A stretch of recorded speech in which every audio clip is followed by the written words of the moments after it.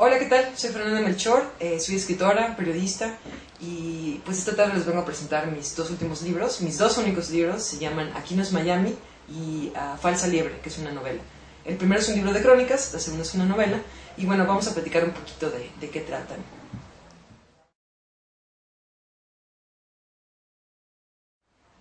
Mi primera novela se llama Falsa Liebre y bueno, híjoles, tiene una historia como muy larga porque la he escrito a lo largo de 10 años, he escrito como 3 borradores diferentes y fue una novela que me fue acompañando como en mi proceso de encontrar mi propia voz, en este proceso de aprender a escribir las historias que a mí me importan. Y bueno, básicamente la novela surge por una inquietud de hablar acerca de este momento como bien intenso que es la adolescencia para muchos de nosotros, o más bien este momento en el que parece que uno está viviendo como en un presente siempre eterno, ¿no? En este momento en el que parece que no hay un futuro ni un pasado, y que no forzosamente tiene que suceder en la adolescencia, pero que yo decidí abordar en esa etapa de la vida, porque me parece que en la adolescencia es cuando sucede este vacío y esta trampa del presente en los años más jóvenes, ¿no? Me parece que en esta época sucede de manera más pura, porque es como la primera vez, ¿no? Yo creo que es una experiencia como muy común la que vivimos hoy en día, esa sensación de vacío, esta sensación de soledad, esta sensación de que no hay nada más adelante de nosotros. Yo lo que quise fue contar la historia de 4 chavos que viven justamente en esta situación, en este presente eterno, donde la única gratificación proviene de inmediato, ¿no? De lo que produce placer inmediato, el sexo, las drogas, el alcohol, la violencia. Entonces, bueno, se trata de una novela que yo llevo mucho tiempo escribiendo, pero que en 2011 fue que me puse las pilas y dije, no, tengo que escribirla, ¿no? Entonces, renuncié a mi chamba, me divorcié y me puse a escribir esta novela, ¿no? De la manera más honesta que yo consideré posible.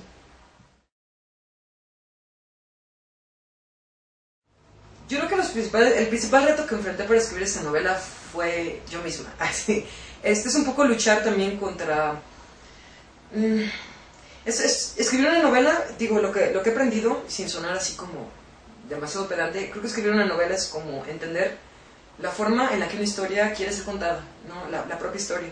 Entonces muchas veces nos empecinamos como ¿cómo decirlo? Nos empecinamos a veces en escribir unas ideas que creemos firmemente que deben ser de cierta manera, pero estamos como muy entercados en hacer a lo mejor algo como muy experimental o algo muy loco, cuando la propia historia te pide su propia manera de contar. Entonces creo que el principal reto de escribir esta novela fue justamente ese, encontrar cuál era la manera propia en la que la novela quería ser contada y en la que los personajes querían ser tratados, ¿no? La creación de los personajes fue también como bien laboriosa.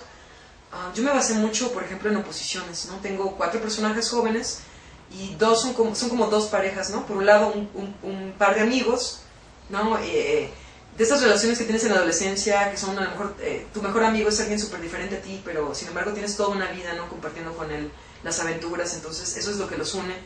Y por el otro lado tengo otros 2 personajes que son 2 hermanos, viven en otras situaciones distintas y también su relación es como complicada. En suma, a mí lo que me interesaba era como en sí con esos 4 personajes y con los otros personajes, me interesaba mucho plasmar, concretar ciertas situaciones de explotación y dominio que se dan en nuestras propias relaciones, ¿no? Entonces, por ejemplo, uno nunca es la víctima, ¿no? Siempre como víctima, en una situación, por ejemplo, de abuso, uno siempre tiene como cierto papel también, ¿no? Entonces, por ejemplo, tengo un personaje que se llama Andrik, está con un hombre, ¿no? Que abusa de él, que lo explota, pero al mismo tiempo tú sabes que el chico también tiene un poder sobre el hombre, ¿no? Entonces trataba de demostrar cómo en realidad todos estamos envueltos en esta red como de violencias, grandes violencias o pequeñas violencias, pero cómo todos ejercemos cierto poder siempre en nuestras relaciones.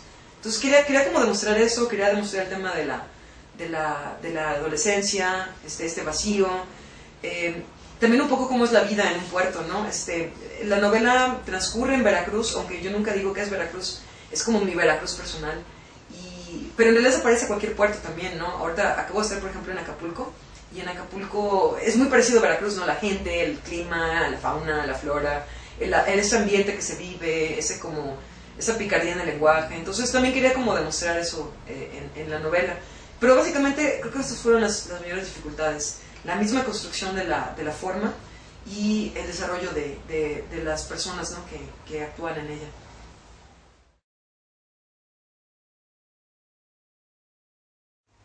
El salto de la crónica a la novela, yo creo que en realidad nunca he dejado la ficción. De hecho, yo empecé a escribir crónicas porque no podía avanzarle con la novela. Me costaba mucho trabajo, sufría mucho, no había llegado como a descubrir esta forma en que la novela quería ser contada, entonces andaba como dando bandazos por todas partes, un poco a locas, y yo dije, no, necesito concentrarme. Entonces empecé a escribir crónica justamente por una necesidad de contar historias, pero mucho miedo a contar las historias a través de mi imaginación. Entonces yo dije, bueno, en Veracruz hay un montón de historias bien padres que valen muchísimo la pena, que nadie ha contado, entonces creo que puedo contarlas, ¿no? Puedo investigarlas y puedo contarlas. Y de esa forma fue como una especie de entrenamiento. Yo así lo veo, ¿no? Fue así como el sparring, ¿no? Y la novela ya fue así como el combate ya en serio. Pero en realidad siempre he estado como más pegada a la ficción. Estudio periodismo porque, eso es muy curioso, ¿no? Uno dice, bueno, ¿por qué si te gusta la ficción estudias periodismo? Creo que estudiar periodismo es como una de las mejores escuelas, ¿no? Para aprender a mentir. Que es finalmente lo que haces en ficción, ¿no? Entonces, yo no veo como separado mi trabajo, yo considero que trabajo con la palabra, y a veces esas historias son verdaderas, a veces provienen de mi imaginación, pero finalmente lo que hago es como encontrar una manera adecuada de contarlas. Y es bonito estar como en medio, ¿no? Porque por un lado, yo creo que a veces los periodistas no leen, por ejemplo, ¿no? Y no innovan en sus maneras de contar, que están anquilosados, fijos, en formas tradicionales que ya no aportan mucho. Y por otro lado, por ejemplo, los escritores están como súper clavados en sus obsesiones y a veces no piensan que del otro lado de la revista, del otro lado del libro, hay un lector que quiere entenderlos. A veces lo ponen como muy complicado, ¿no? Y eso es algo que se aprende mucho del periodismo. Del otro lado hay una persona que te quiere leer y te quiere entender. Y en periodismo, si no lo atrapaste al segundo párrafo o al primero, ya valiste, ¿no?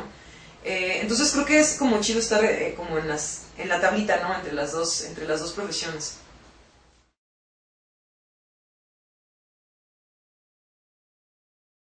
¿Cómo son de diferentes? Esta es una buena pregunta. Creo que mucho de los dos, y creo que todo buen novelista tiene que ser un buen reportero, ¿no? Y todo buen reportero tiene que tener la capacidad, justamente de lo que hablábamos, de proporcionarle una forma adecuada a lo que está contando. Sí son muy distintos, pero en el fondo no. Yo creo que en el fondo, antes había como otra percepción del trabajo del periodista, ¿no? Antes el periodista era como el escritor, o sea, no había como una distinción. Entonces si pensamos, por ejemplo, en grandes escritores que, pues, para tener chamba hicieron crónica, ¿no? Los modernistas, desde antes, ¿no? Paino, Altamirano, eran escritores que de alguna manera realizaron también obras que no eran de ficción. Y no había como tanta separación, ¿no? Ahora todo el mundo se sorprende que uno pueda hacer como ambas cosas, cuando en realidad, si nos ponemos a pensar de que todo lo que decimos escrito a través del lenguaje ya no es la realidad, entonces yo creo que esta polémica entre lo que es objetivo y subjetivo se desvanece, ¿no? Ya desde el momento en que yo decido contar una historia desde un punto de vista, o incluso haciendo una nota informativa, ya estoy tomando un punto de vista, ya estoy reduciendo una realidad que es súper compleja a una sola versión. Entonces, yo no tengo problemas con la cuestión de la objetividad y la subjetividad, ¿no? Para mí, toda historia, sea verídica o sea falsa, se cuenta desde el lenguaje y ya de entrada es una mentira, ¿no? Ahora bien, hay grados de mentiras.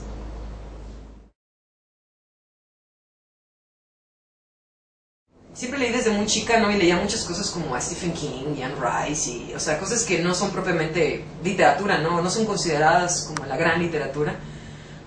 Yo creo que hay como dos tipos de influencias, ¿no? Por ejemplo, en el caso de una novela. En el caso de Falsa Liebre, por ejemplo, yo te puedo decir que yo hay escritores que admiro, porque me gusta lo que hacen, me gusta su forma que tienen de escribir, aunque conscientemente uno no trate de emularlos, ¿no?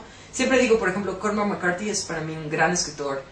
Los gringos, ¿no? Faulkner, Steinbeck, Truman Capote.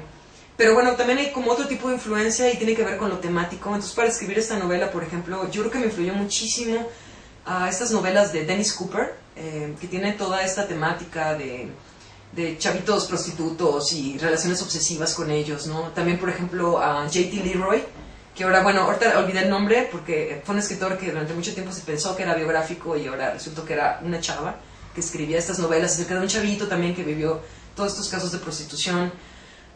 Y bueno, por ejemplo, en el tono emocional me gusta muchísimo Harper Lee, con su novela Matar a un ruiseñor. Siempre he pensado que si yo pudiera escribir una novela como Harper Lee, ya no volvería a escribir nada más porque ya no habría necesidad, ¿no? O sea, creo que hizo bien, ¿no? Escribió esta novela y ahí acabó todo. Me parece que tiene otra cosa, no la he leído.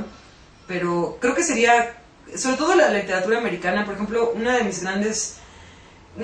grandes estrellas, ¿no? Que yo admiro en la literatura es Mark Twain, ¿no? A mí me encanta, yo quisiera ser así como Mark Twain, ¿no? A veces me sale un poco lo chusco, pero casi siempre me voy por lo trágico más bien. Pero yo quisiera, por ejemplo, poder escribir las cosas que Mark Twain escribió, ¿no?